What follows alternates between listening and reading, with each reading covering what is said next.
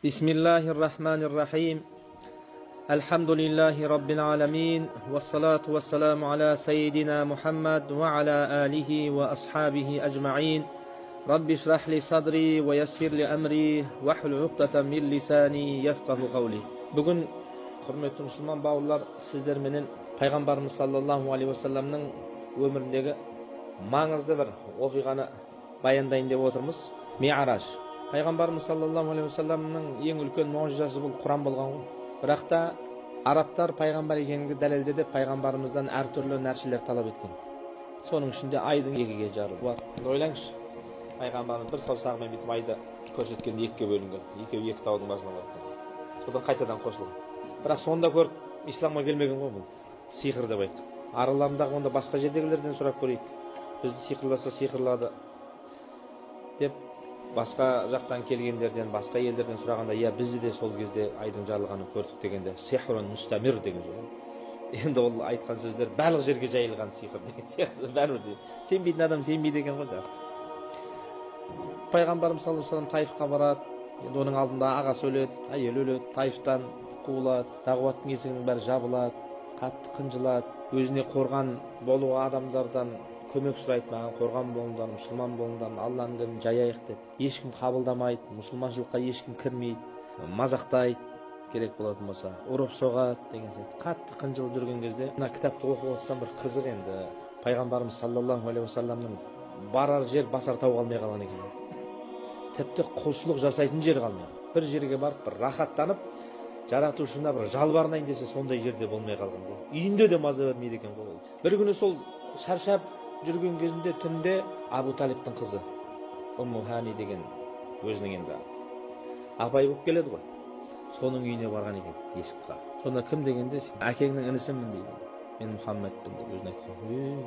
Қош келдіңіз, неге келетініңізді айтпадыңыз, бір нәрсе дайындап қоятын, қазір үйде ештеңке болмай қалды деп. Пайғамбарымыз саллаллаху алейхи ва саллям сонда, маған ештеңкенің қажеті жоқ. Тек үйіңнің бір бұрышын маған берші, мен жаратушыма құлшылық жасайын деп сұраған екен. Қараңыз, құлшылық жасайтын жері қалмаған деген сөз ғой енді ол әңгімеде неге оғатын болсақ. Содан кейін жай намазын дайындап, енді біздің тілмен дәрет алатын суын дайындап, орнын береді. Пайғамбарымыз саллаллаху алейхи ва саллям сол жерде жаратушымызға жалбарынады. Енді шаршап ұйықтап кетсе керек, Жабраил алейхиссаламның даусыменен оянады. Сөйтсе Жабраил алейхиссалам келіп тұр. Енді бір кітаптарда айтады, пайғамбарымыз саллаллаху алейхи ва саллям ұйықтап жатқан кезде ана жағдаятты көріп Жабраил алейхиссалам пайғамбарымыздың табанын сүйді. Енді періштелерде қан деген нәрсе болмайды екен ғой. Сондықтан да денелері суық болады. Ана суық еріндер тіреген кезде пайғамбарымыз саллаллаху алейхи ва саллям оянып кетті. Ол Жабраил алейхиссаламды таниды ғой баяғы. Ол пайғамбарлықтың 12-ші жылдарына келеді. Қандай хабармен келдің? Шошып кеткен екен пайғамбарымыз. Мен Алла тағалаға жақпайтын бір нәрсе жасап қойдым ба? Не болып қалды? Жоқ дейді. Сен ондай ешқандай нәрсе жасаған жоқсың. Жаратушымыз сенен риза, сені Алланың өзі қонаққа шақырып жатыр дейді. Жалпы біздің ислам дінінде Ми'раж басталған жерде ақыл тоқтайды. Болды, ары қарай біз оны өзіміз көзімізбен көрмегеннен кейін ол нәрсені көп ұға алмаймыз. Тіпті осы Ми'раж мәселесін пайғамбарымыз саллаллаху алейхи ва саллям ертеңінде мүшриктерге барып, міне осындай мен Ми'ражға барып келдім деп айтқан кезде жынды деген ғой пайғамбар. Болды, точно жындан дейді. Сені Алла қонаққа шақырып, танып алды пайғамбарымыз. Қалай? Солай.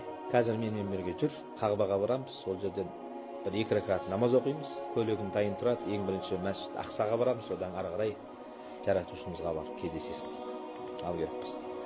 Жабраил алейхиссалам Қағбаға барады, сол жерде 2 ракат намаз оқиды. Жабраил алейхиссалам енді қанаты бар періште ғой, қалаған жағына ұшып кете береді деген сияқты. Енді ол адам қалай тез арада бір жерлерге барылады. Арнайы көлік алып келген екен сонда Жабраил алейхиссалам өзімен бірге, Бурак деген. Енді бұл ат дейді, қанаты бар ат деп айтады. Енді оның қандай екенін оны біз де білмейміз. Пайғамбарымыз отырған кезде ұшады ғой, самолет сияқты. Бұрын әулиелер ұшады дегенге сенбеуші, қазір өзіміз ұшып жүрміз деп тұр ғой. Қазір ұша береді ғой енді бәрі. Енді ол кезде осыдан 14 ғасыр бұрын ол бір адам сенгісіз нәрсе болған. Сөйтіп пайғамбарымыз саллаллаху алейхи ва саллям Бураққа мініп алып, Лежде, Палестина қазіргі Мәсжид Ақсаға барады. Мұсылманның 3 қасиетті мешіті бар. Біреуі Мәдинада пайғамбарымыздың мешіті, екінші Меккедегі Қағба, үшінші Палестинадағы Мәсжид Ақса. Ақса деген сөздің өзі ұзақтағы деген мағына келеді. Ақса деген Ақса аль-Халқ деп айтады ғой. Тілден ең ұзақ жер. Ең ұзақ мешіт деген мағынаға келеді. Сол жерге пайғамбарымыз саллаллаху алейхи ва саллям барады. Бір риуаятта сол жерде бүкіл пайғамбарлардың бәрі жиналып тұрған болды. Ойлаңыз. Біздің Енді түсінігімізде ол кісілердің бәрі қайтыс болып кеткен ғой енді. Бірақ сол жерге жиналғанда рухтар жиналды ма екен, денелері жиналды ма? Ол жағын бір Құдай біледі, бірақ бізге жеткен хабарда жиналған пайғамбарымыз саллаллаху алейхи уассалам сол жерде барлық пайғамбарларға және Жабраил алейхиссаламға періштелердің барлығына имандық қылды. Ешқайсы шықпаған пайғамбарымыз.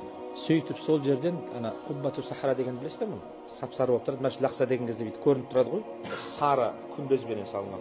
Ол Мәшһүл Ақса емес, Мәшһүл Ақса оның ар жағында. Ал бірақ анау пайғамбарымыз саллаллаху алейхи тура сол жерден көтерілген. Пайғамбарымыз көтерілгенде бір таста бірге көтерілгенде пайғамбарымыз тоқта деп қалдырып кеткен екен, сол тас сол жерде қалған. Сол тастың үстіне салынған анау күмбез. Бірақ артынан адамдардың бәрі қорқып үрейлене бергеннен кейін, кейбіреулер оны қатты ұлықтап тамып кете бергеннен кейін астына ғимарат қалап тастаған деп айтылады. Енді мен енді барып көрген емеспін, бірақ тек естігеніміз. Сол жерден пайғамбарымыз саллаллаху алейхи миғраж шықты. Енді бұл миғраж деген нәрсе біз мұсылмандар сенеміз. Пайғамбарымыз ояу кейбінде жаны менен денесі менен бар. Біреулер айтады, жаны менен барып келген, ұйықтағанда түс көрген деген. Ондай емес. Кәдімгідей ояу жаны менен денесі менен бірге шыққан. Көкке көтерілген. Миғражден көкке көтерілген. Бұл Құранда да айтылған, пайғамбарымыз сахih хадистерінде де бар. Құран Кәрімде Исра сүресі мен Нәжм сүресінде айтылады. Астаизу билла سبحان الذي أسرى بعبده ليلا من المسجد الحرام إلى المسجد الأقصى الذي باركنا حوله لنريه من آياتنا إنه هو السميع البصير. Түнде өзінің құлын Меккеден Мәшһүл Ақсаға алып барған, түнде жүргізген, Алла тағала бүкіл кемшіліктерден пәк деген сияқты мағынада аят бар. Сондықтан да мұсылман бұл оқиғаға міндетті түрде иман келтіреді екен бала. Сол жерден қалай екенін білмейміз енді. Біз енді сол бірінші этаж, екінші этаж деп ойлаймыз ғой, қандай нәрсе оны түсінбейміз. Бірақ бірінші көкке барған кезде Адам алейхиссаламмен кездескен. Бірінші көкте де есік бар екен, қандай есік екенін бір Құдай біледі. Жабраил алейхиссалам есікті қағады. Кім бұл дейді? Мен Жабраилмін. Я сен Жабраилсің, бірақ қасыңдағы кім дейді? Бұл Мұхаммад, ең соңғы ақырғы пайғамбар. Не ол Мұхаммад? Рұқсат берілді ма депсің? Я, рұқсат берілді. Есік ашылады, сәлем береді, қош келдіңіз, кіреді. Сол жерде Адам алейхиссаламмен кездеседі ғой Мұхаммад пайғамбар. Мұхаммад пайғамбар ең соңғы пайғамбар, Адам алейхиссалам ең бірінші пайғамбар. Сол бірінші көкте Адам алейхиссалам тұрады екен. Бұл кісілердің бәрі қайтыс болып кеткен кісі, бірақ пайғамбарымыз кездесіп жүрді. Сөйтіп Адам алейхиссаламды көреді, сол жерде періштелерді көреді, құлшылық жасап жатқан Аллаға. Құлшылықтары намазда біз тұрамыз ғой, қиямда. Періштелердің барлығы Алланың хұзурында осылай құлшылық жасайды. Бұлар не қылып тұр дегенде, бұл періштелердің жаратушымызға жасайтын құлшылығы осындай дейді. Жаратылғаннан бері аяқта тұрып тұрады. Болды, басқа несі жоқ, құлшылық жоқ. Сол жерде сол періштелердің жасаған дұғасын пайғамбарымыз саллаллаху алейхи уассалам бізге жеткізеді. Бір қызығы, сол тәсбихті біз тарауих намазында айтамыз ғой. Басқа ешқандай елдерде айтпайды. Арабстанда, Түркияда, осы Қазақстанда айтамыз соны біз.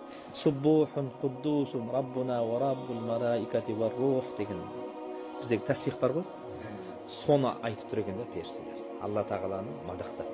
Біз тарауихты айтады дұғаны. Пайғамбарымыз саллаллаху алейхи уассалам сол зікірді бізге үйреткен. Сол миғраж мәселесінде. Содан кейін ең бірінші өзінің атасына сәлем беріп, батасын алғаннан кейін пайғамбарымыз саллаллаху алейхи уассаламды ары қарай айтып кетеді. Өйткені Алла тағала қонаққа кетіп бара жатыр. Ол жол жөнекей көрген оқиғалар ғой. Екінші көкке шығады, екінші көкте де тура солай деп айтады. Есік бар, кім? Мен Жабраилмін, қасымдағы кім? Мұхаммад алейхиссалам. Ол кісіге рұқсат берілді ме? Я, рұқсат берілді. Екінші көктің есігі ашылады. Ол жерде Иса алейхиссалам сәлем береді, амандасады. Иса алейхиссаламнан батасын алады. Ол жерде де періштелер бар екен, жаратушымызға құлшылық жасап жатқан. Бірақ ол жердегі періштелердің құлшылығы бір ерекше екен, барлығы рукуда. Алла оларды жаратып қойған, құлшылықтары сол. Қиямет қайымға шейін Алла тағала руку жасап тұр. Сол жерде пайғамбарымыз саллаллаху алейхи уассалам ары қарай көтеріледі. Жабраил екеуі үшінші көкте Юсуф пайғамбарды кездестіреді. Жаңағыдай әңгімелер болады, ол жерде де қақпаның алдында. Юсуф пайғамбар жайында айтылған кезде дүние жүзіндегі әдеміліктің жартысы Юсуф пайғамбарға берілген екен дейді ғой пайғамбарымыз саллаллаху алейхи уассалам. Сондай әдемі болған. Көрген ғой. Ол жерде де жаратушымызға құлшылық жасап жатқан періштелерді көреді. Бірақ ол жердегі періштелердің ерекшелігі жаратушымызға сәжде жасайды екен. Құлшылықтар сол. Сәждеден бастарын көтермейді. Болды. Сол үшін мүмкін жаратылған. Пайғамбарымыз саллаллаху алейхи уассалам ары қарай жолшылығын жалғастырады. 4-ші қабатта Идрис пайғамбарымыз сонымен кездеседі. Жалпы бізде исламда жәннатты тірідей көріп, содан жәннаттан шықпай қойған адам деп айтылады ғой, Идрис пайғамбарды. Енді өтірікшінің бір Құдай біледі. Алла тағалаға жәннатты көрсетіңізші деп жалбарынып, жәннатты көрсеткеннен кейін кірейінші деп, кіргеннен кейін шықпай қойыпты деп айтылады дейді. Неге шық десе шықпайын деп айтады. Алла тағала жәннатқа кірген адам шықпайды деген, мен шықпайын деп шықпай қойыпты. Сол бет сол жаққа кетті ғой жаңағы.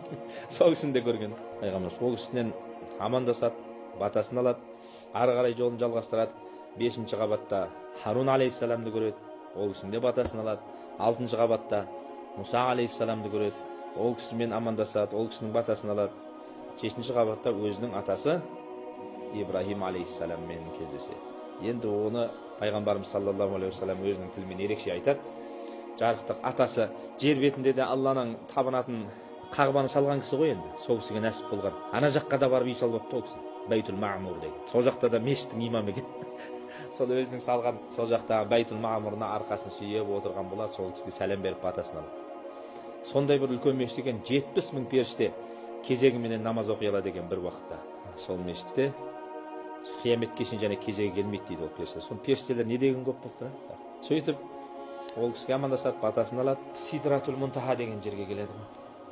Сидратул Мунтаханы бір үлкен ағаш деп айтады пайғамбарымыз саллаллаху алейхи вассалам. Көрген кезде көздің жауын алады. Жапырақтары да өте әдемі үлкен. Енді соны түсіндіру үшін пілдің құлағына ұқсайды деп пайғамбарымыз саллаллаху алейхи вассалам айтқан. Сондай бір әдемі ағаш. Сол жерге келген кезде Жабраил алейхиссалам енді ары қарай өзіңіз барасыз дейді. Қалай дейді, мен қалай жалғыз барамын? Мен ары қарай өте алмаймын. Біздің дәрежеміз осы жерге дейін ғана, ары қарай ешкім өте алмайды. Бүкіл мақұлқаттан біз білетін пайғамбарымыз саллаллаху алейхи вассаламға нәсіп болған екен ғой Сидратул Мунтаха ары қарай өту. Жабраилдің өзі қалып қояды. Жанып кетемін дейді екен ары қарай өтсе, маған рұқсат жоқ. Мына ертегілерде біз көреміз ғой, білесіздер ме? Шығатын кілем. Сол мәселеде сол Миъражда айтылады ғой. Бурақтың өзі сол жерде қалып қойған. Пайғамбарымыз саллаллаху алейхи вассаламға жәннаттан раф деген бір кілем келген екен, жап-жасыл. Содан кейін пайғамбарымыз өзінің жолшылығын ары қарай сонымен жалғастырды. Хижаб дейді 70 мың перденің ары қарай өткен екен, жаратушымызға жолыққанға дейін. Әр хижабтың арасы сондай алыс, енді оны бір Құдай біледі қанша уақыт екен. Сөйтіп жаратушымызға кездеседі. Енді Алламен кездескенде ол сіздермен біздер кездескен сияқты емес қой енді. Бұл дүниеде болмағаннан кейін біз оның басқа бір измерение деп айтамыз ба, ол жерде уақыт жоқ, ол жерде қалай екенде біз біле алмаймыз. Иншалла Алла нәсіп етсе жәннатта біз де көрерміз. Пайғамбарымыз саллаллаху алейхи вассалам жаратушымызбен кездескен. Ең бірінші кездескенде пайғамбарымыздың айтқаны ат-тахияту лиллахи уас-салавату уат-таййибат. Біз намазда оқитын дұға. Оның мағынасы не? Бүкіл жақсы сәлемдер, мақтаулар жаратушымыз Алла саған тән деп айтқан. Сәлем берген ғой былайша айтқанда Алла тағала. Сонда Алла тағала ассаламу алейка айюхан набию ва рахматуллахи ва баракату. Алланың сәлемі, есендігі, жақсылығы саған болсын, ей пайғамбар деп Алла тағала Мұхаммед пайғамбарымыздың сәлемін алған. Енді ассаламу алейка саған деп тұр ғой Алла тағала.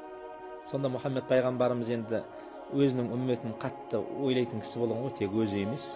Сонда айтқан дұғасы ассаламу алейна ва аля ибадиллахи салих. Я Алла, сенің сәлемің, сенің есендігің, сенің жақсылығың тек маған ғана емес, бізге болсын, және сенің салих құлдарыңа болсын.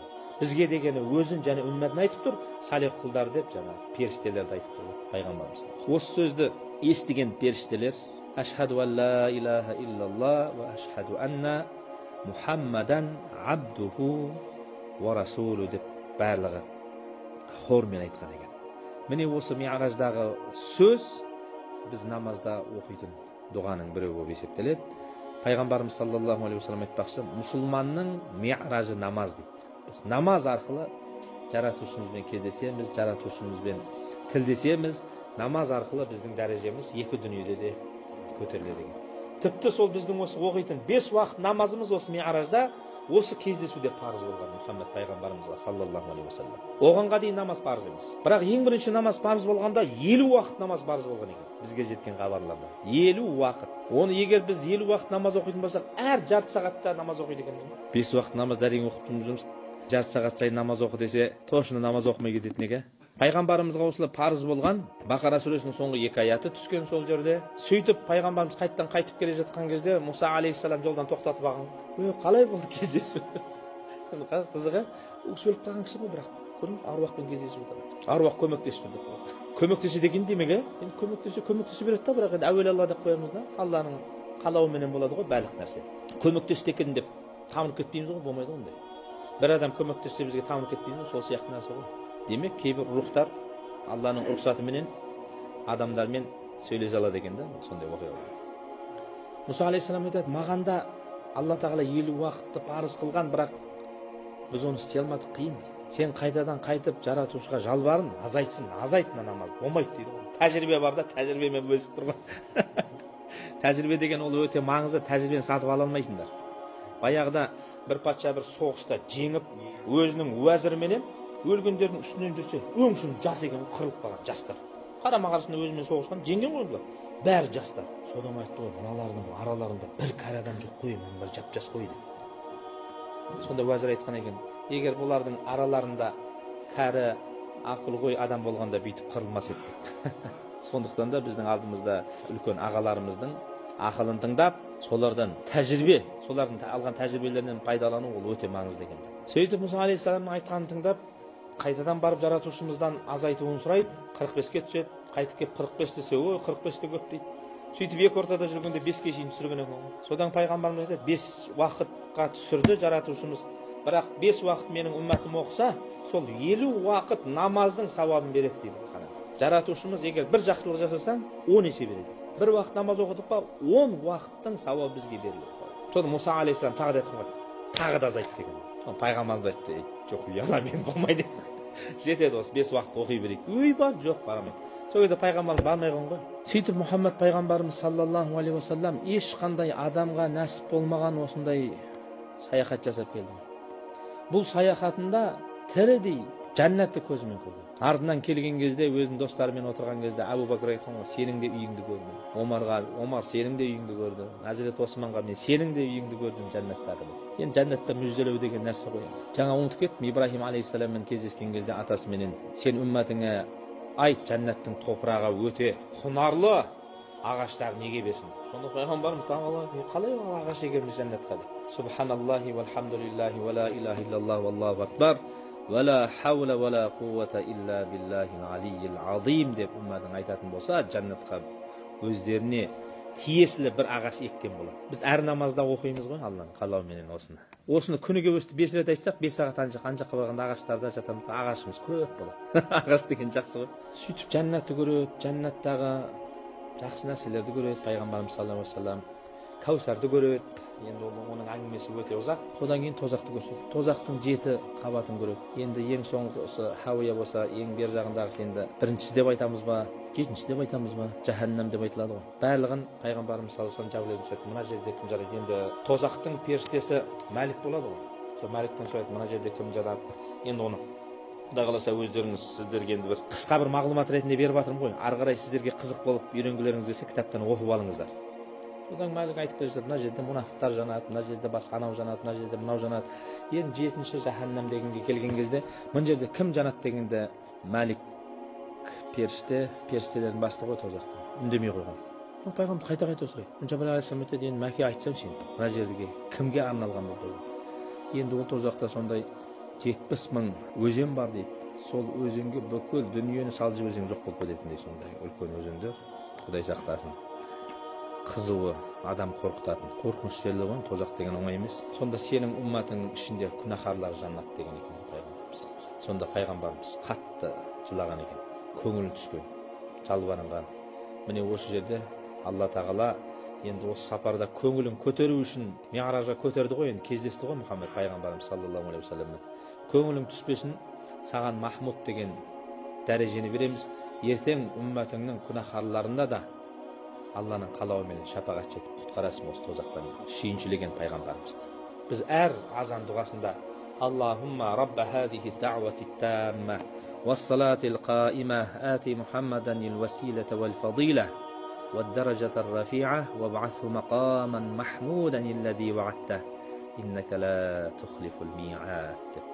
Дұға жасайтын сондықтан пайғамбарымыз осыны дұғаны әрқашан жасап жүріңдер деген. Алла сөзінде тұрады, бірақ пайғамбарымыз бізге де аманат қылып кеткенде әр азан сайын осы дұғаны айтыңдар. Алла маған сол Махмуд дәрежесін берсін. Ертең өзімнің үмматымның біреуін де тозаққа кіргізбей жәннатқа алып кетемін деп. Соған тырысқан ғой. Бірақ оған да сеніп қалмау керек. сол жерде періштелердің басшысы Мәлик айтқан екен, мына жерге үмметіңе сәлем айт, мына жерге келмесін. Егер мына жерге келіп қалса, бізде аяушылық деген нәрсе болмайды деген. Бұл жерде біз ешкімді аямаймыз. Бұл жерге келмесін деген. Сондықтан да ол жерге бармайтын амалдар жасау керек бауырлар. Біздің ұстазымыз айтатын, тозаққа бір секундқа кіруге де разы болмаңдар, өйткені біз білмейміз ол жердің қандай екенін. Құдай сақтасын. Кішкентай ғана от қолың жағып жіберсе өліп қала жаздайсың. Дүниедегі от, тозақтың отын көргенде арқа тығып барады. Алла тағала тозақтың отын 1000 жыл қыздырған екен. Сонда қып-қызыл болған. Тағы да 1000 жыл қыздырған, ағарып кеткен екен. Тағы да 1000 жыл қыздырғанда қап-қара түнек болған екен. Бұл енді өте қатты ыстық деген сөз ғой, сондықтан. Түнекте от жүр. Құдай сақтасын, кірген нәрсесін жоқ қылып жібереді. Енді ол жерде тозақта да пайғамбарымызға көрсеткен, әртүрлі азап көріп жатқан нәрселерді көрген, оның бәрін сұраған.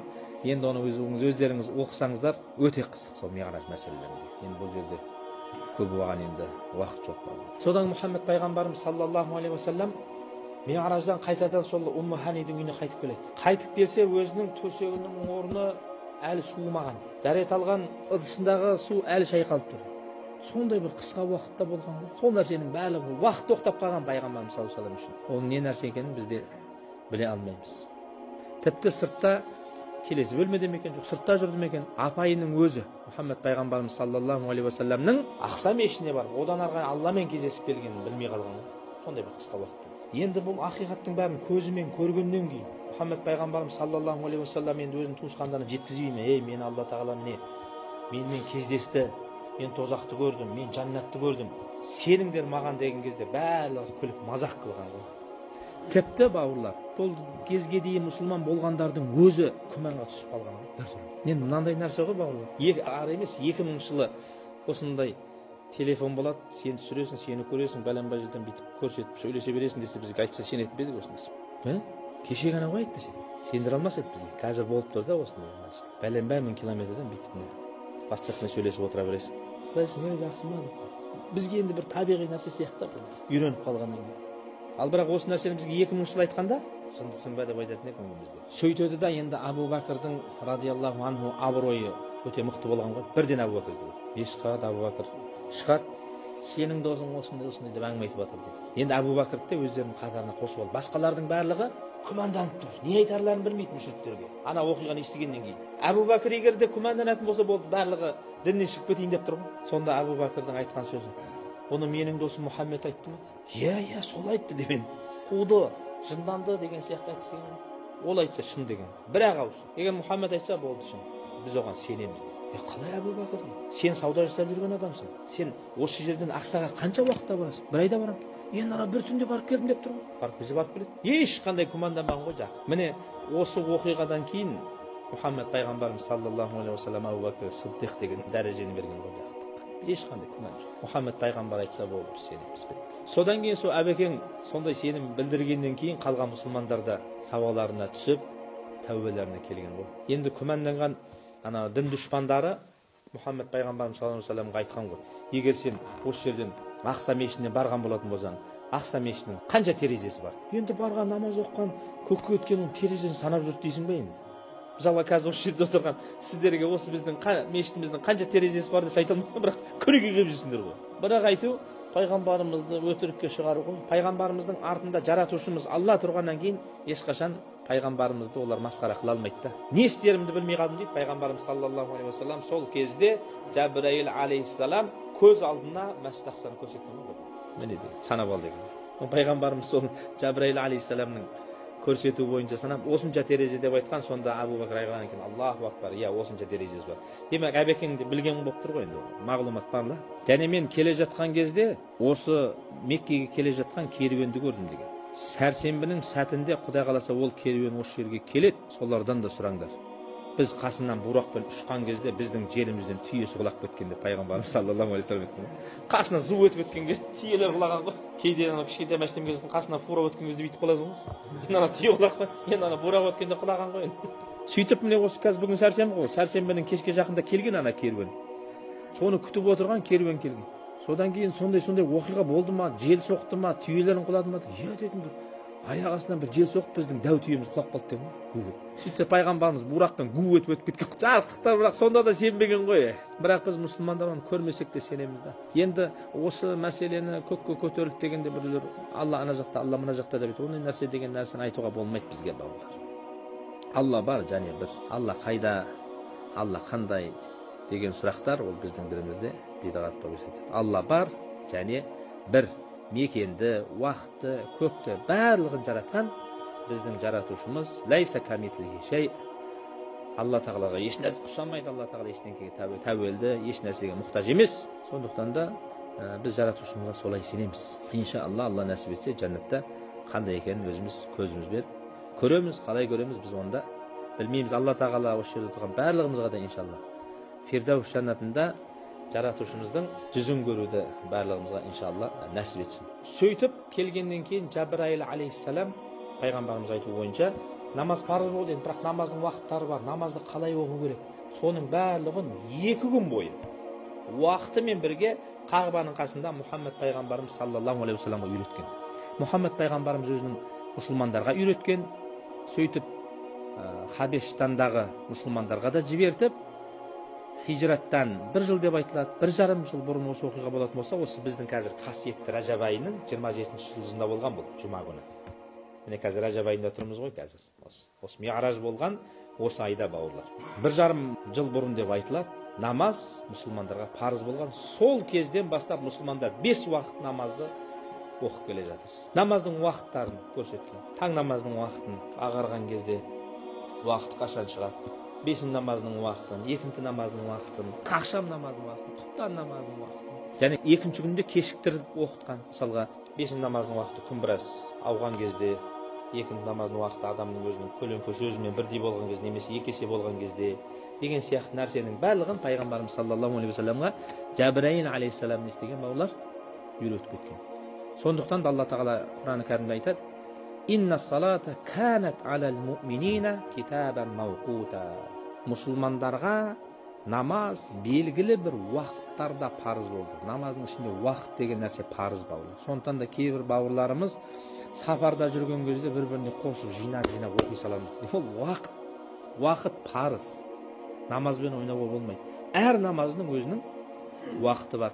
Ал бірақ Мұхаммед пайғамбарымыз саллаллаху алейхи уассалам хажылықта, Арафада 5 мен 2-ні, содан кейін ақшам мен құптанды жинап оққан. Біз о жаққа барғанда да үйтіп оқимыз.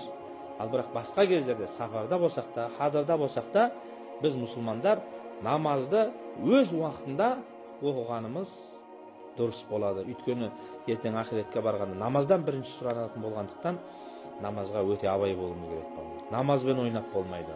Тіпті мысалға кейбір бауырларымыз бар, отырып оқысақ, самолетта ұшсақ, соның өзін біздің ғұламаларымыз артынан қайтадан оқып алыңдар. Өйткені не? Намазда тұру қиям парыз. Кейбір кезде сәжде жасай алмайсың. Бірақ жолда тастама керек, оқу керек. Бірақ сол оққан намаздарының өзінде мынандай мүмкіншілік болған кезде қайтадан оқып ал деп айтады ғұламалар. Өйткені парыз орындалмай тұр ғой. Соның өзіне сақтық жасаңдар деген. Бір ғұламалар бар, болады дейді сол намазда. Ал бірақ көбінше тақуалыққа қарай бет алатын болсақ, осы намаздардың бәрін қайталаған дұрыс болып есептеледі екен бауырлар. Өйткені намазға өте қатты мән беруіміз керек. Дәретке қатты мән беру керек. Дәретті алғанда истибра деген нәрсе бар. Иншалла болашақта осы нәрселердің бәрін үйренеміз. Дәреттен шыққаннан кейін истибра жасап жүрсе кейбіреулер күледі. Не істеп жүрсіңдер сендер? Ханафилар дәреттен шыққаннан кейін аджманы жасайды, приседание жасайды деп прикол ұстап қояды. Мысалға сен дәретханадан шықтың, кіші дәретке отырып. Сен бірден дәрет алғаннан кейін дәрет алып кетіп бара жатқанда егер бір тамшы шығып кетсе, дәретің бұзыла ма? Бұзылады. Демек сол тамшыдан құтылу керек қой бауырлар. Бұл ойын емес қой, бұның бәрін біз ойлап тапқан жоқпыз оны. Бұл дінде бар нәрсе. Сөйтіп, мынау біздің көзіміздің нұры. Намаз осылайша осы Ми'ражда парыз болған. Пайғамбарымыз саллаллаху алейхи уассалам Билалға айтады екен ғой. Билал, азан айтшы, бір демалайық деп. Жарықтық намаз оқығанда демалады екен. Біз намаз оқығанда шаршаймыз ғой. Ол кісілер демалады екен. Алла тағала барлығымызға да сол намазды бір демалыс қылып көретіндей бір дәрежеге жеткізсін иншалла. Алла тағала естіген білгендерімізбен амал етуді нәсіп етсін иншалла. Келесі сабақта енді ары қарай осы сабағымызды жалғастырамыз иншалла. Пайғамбарымыз саллаллаху алейхи уассаламның өмірбаянын үйренудің маңыздылығы жайында. Ал енді Руслан аға, қамат айтыңыз, демалайық. وآخر دعوانا أن الحمد لله رب العالمين فستذكرون ما أقول لكم وأفوض أمري إلى الله إن الله بصير بالعباد برحمتك يا أرحم الراحمين.